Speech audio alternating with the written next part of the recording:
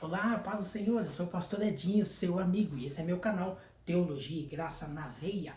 Teologia, Deus, logia, estudo, estudar as coisas de Deus é magnífico, mas lembre, preservando sempre a orientação e a revelação e os conselhos do amigo inseparável Espírito Santo, porque senão teologia, muita informação, muito conhecimento, mas não abre mão da graça da presença do Espírito Santo, que te traz luz no seu entendimento, traz esclarecimento e revelação sobre astuto, o adversário, nosso inimigo, nosso arqui-inimigo, não é verdade? De nossas vidas, de nossas almas.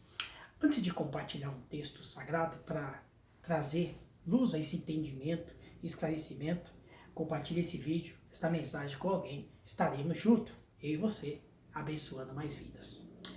Em João capítulo 13, Jesus está num momento particular, maravilhoso com os seus discípulos. Jesus está numa reunião, o que precederia a festa da Páscoa, também o seu sacrifício. Jesus tinha um hábito extraordinário de sentar e de fazer ceia com os seus discípulos. Nesse episódio, Jesus está com os seus discípulos, servos de Deus. Jesus chega naquele episódio de lavar os pés dos seus discípulos, os apóstolos. Jesus está conversando com eles também, só que vai chegar um ponto que Jesus vai dizer que um deles há de o trair. Misericórdia. E surge um espanto para os discípulos, para os apóstolos, questionamentos. Senhor, quem fará isso, não é verdade? O texto vai dizer para nós, no versículo 2, que o diabo tinha colocado no coração de Judas que entregasse, que o traísse Jesus. Observe que começa o diálogo, Jesus lava os pés deles e tudo, Jesus está dialogando com eles, e Jesus fala que um deles há de traí-lo. Então, questionam Jesus, quem seria o suposto traidor? Aí Jesus dá uma resposta extraordinária, dizendo, a quem deu um bocado molhado, esse há de me trair. Pois bem, o texto vai dizer, no versículo 26, Jesus dá o pão, então, um bocado molhado, mas no versículo 27, o diabo entra. Eu quero comentar com você estágios que o adversário e estratégia que ele usa para induzir e para derrubar muito ministério, muitos homens e mulheres de Deus que foram chamados e escolhidos, mas que não são mais o mesmo, não são mais eficientes nos seus chamados e nos seus ministérios, não são os mesmos do começo, quando Deus os chamou, por algumas circunstâncias, por brechas que deixaram ser levado e seduzido, certamente, pelo adversário. E todos nós estamos sujeitos, não somos os melhores crentes, não somos os super crentes, estamos sujeitos. Afinal, até o Mestre Jesus, em Mateus capítulo 4, deixa um exemplo que o adversário tentou Jesus. Jesus, como homem, foi tentado, mas como homem, conhecer todas as escrituras, também confrontou o diabo pela palavra.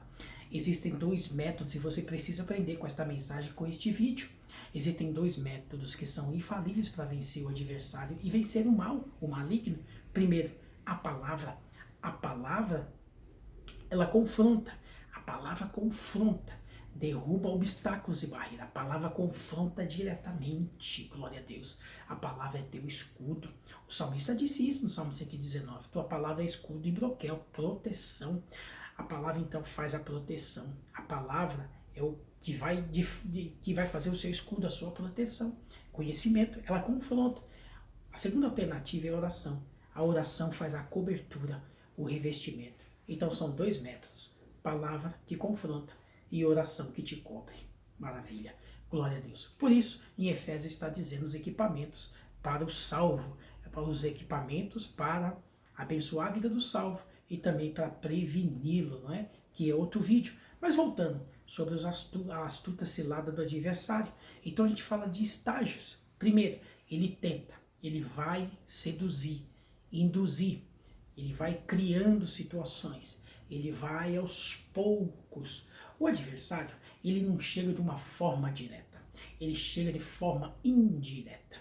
Você lembra, você há de concordar, você que está vendo esse vídeo, em algumas igrejas no passado, coisa de 20, 30 anos atrás, não muito longe, coisa de 30 anos atrás, para nós que crescemos no segmento evangélico, a antiga frase, crescer, esse é de berço evangélico, não é verdade? Você lembra que muitas das vezes, no decorrer dos cultos, na Santa Ceia, cultos, era muito comum a manifestação do maligno usando e tormentando as pessoas. O que mudou? O que aconteceu? O diabo parou de trabalhar? Ou a igreja está tão fervorosa e poderosa assim que fechou as portas que o diabo não entra mais? Não, senhor. O diabo entra, senta, assiste o culto e vai embora. Pasmem vocês. Pois é, ele é astuto, vai aos pouquinhos, de forma sutil e de forma sinistra. Então ele foi trabalhando na vida do amigo, do irmão Judas, de forma devagar, gradativamente. Foi mostrando o império, mostrando um jeito melhor, mostrando um poder, mostrando para Judas aquilo que ele não viu, aquilo que ele poderia viver acima do que ele já tinha experimentado. E olha que Judas andou com o dono do céu, testemunhou glória, milagre extraordinário. Ele viu os milagres que Jesus fez. E além de ter o privilégio de ter sido chamado dentre os 12, tudo isso. Mas isso não entrou no coração de Judas. Pasme você o que eu vou falar nesse vídeo, essa mensagem. Tem muita gente que foi chamado, tem muita gente que está entre os evangélicos, mas ainda não se achou, não sabe qual é o plano que Deus estabeleceu para ele, não sabe do chamado dele, não sabe da missão dele. Tem gente que está no segmento evangélico que ainda não nasceu de novo. Tem gente que não se achou. Tem gente que vira turista, espectador. Tem gente que não sabe o que está fazendo. Tem no meio evangélico, tem muita gente que está há muitos anos na igreja, mas não sabe qual é a sua missão, a sua cooperação, o que ele pode fazer. Tem gente que ainda não nasceu, que a palavra não entrou, existe um bloqueio. Tem gente que começa cedo, nasce coisa com o primeiro amor, mas tem gente que fica há anos, mas a palavra não entra, não é? Pois bem, Judas é um exemplo desse, andou com Jesus, o dono do céu, viu o milagre, tinha um nome entre os 12, mas não se dedicou a isso, acho que não percebeu. Pois bem, o versículo 12 vai dizer, no versículo 2 de João 13 e 2 vai dizer que o diabo soprou no coração dele. O diabo não chega de uma forma direta, ele vai trabalhando aos poucos. Aí quando o Senhor Jesus fala que um deles há de traí-lo, pergunta e questiona quem é, e ele fala, ele dá uma resposta no versículo 26. Quem der o pão molhado, o bocado molhado, esse há de me trair. No versículo seguinte diz que o diabo entrou. E qual foi o fim, o destino de Judas? Quando entrou, dali ele saiu e já era noite. A Bíblia vai dizer que Judas ele comete um ato de suicídio. O que eu quero dizer para você é que o adversário ele vai induzindo, vai trabalhando aos poucos, são fases. Vai soprando, vai conversando, vai tentando, vai tentando, vai tentando. Se não tiver o bloqueio, a cobertura, ele vai tentando até abrir uma brecha e entrar. Porque no versículo 27 a Bíblia diz que ele entrou. Então no 2 ele diz que ele colocou no coração, mas no 27 ele entrou. É o segundo estágio, na verdade é o terceiro estágio. Primeiro ele vai mostrando, vai tentando. Na hora que der uma brechinha ele vai soprando o coração. Faz isso, faz desse jeito, faz assim, critica, murmura, não vai. Mas no versículo 27 a Bíblia diz que ele entrou. E qual foi o fim de tudo? Tirar e ceifar a própria vida. E a Bíblia vai dizer para nós que ele se arrependeu sim, mas não, olha só como ele se arrependeu. Judas ele pegou as moedas, levou para os sacerdotes arrependido de ter feito aquilo. Os sacerdotes pegaram as moedas e disseram assim, nós não temos nada a ver com isso. É mais ou menos assim, se vira, cada um com seus problemas. Tanto é que o texto vai dizer que eles não colocaram as moedas dentre as ofertas, porque era de sangue inocente, de sangue ilícito, de sangue impróprio. Judas mostrou para os homens que ele estava arrependido, mas esqueceu de mostrar para Deus o seu arrependimento. E qual é a prova disso? Que ele estava arrependido, mas isso trouxe muita amargura para ele. Se a situação não estava boa, piorou quando eles falaram, a gente não tem nada a ver com isso, o problema é seu.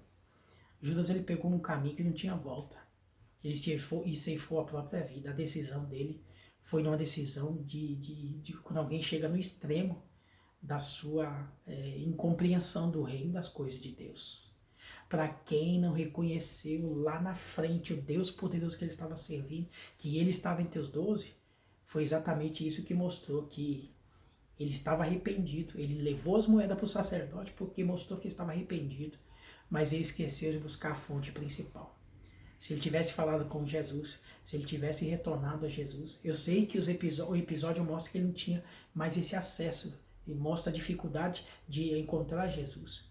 Mas eu sei que era possível. Existem alternativas que poderiam ser feitas por Judas, mas não tirar a própria vida. Judas poderia deixar passar.